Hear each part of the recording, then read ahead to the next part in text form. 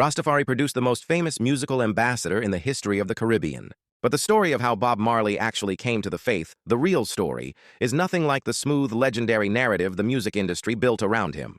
Robert Nesta Marley grew up in the hills of St. Anne Parish in a household that was neither Rastafari nor deeply religious in any formal sense.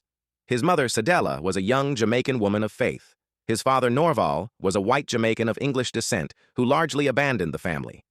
Bob grew up straddling two worlds, never fully belonging to either, carrying the particular wound of a mixed-race child in a society that had very specific and very painful ideas about where such a person stood. When he arrived in Trenchtown, Kingston, as a young teenager in the late 1950s, the Rastafari presence in that community was already powerful. The reasoning sessions, the music, the theology of dignity for the dispossessed spoke directly to everything his young life had already taught him about being on the outside of power looking in.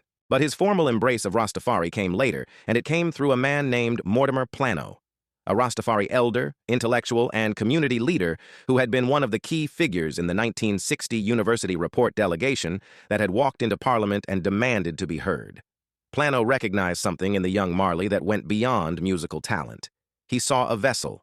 He began to reason with him, to teach him, to ground him in the theology and the history that would eventually pour out of every song Marley ever wrote. It was Plano who stood on the tarmac when Haile Selassie landed in 1966 and helped calm the overwhelming crowd.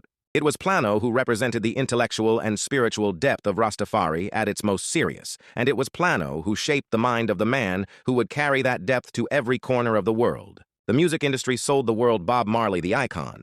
Mortimer Plano gave the world Bob Marley the Rastafari.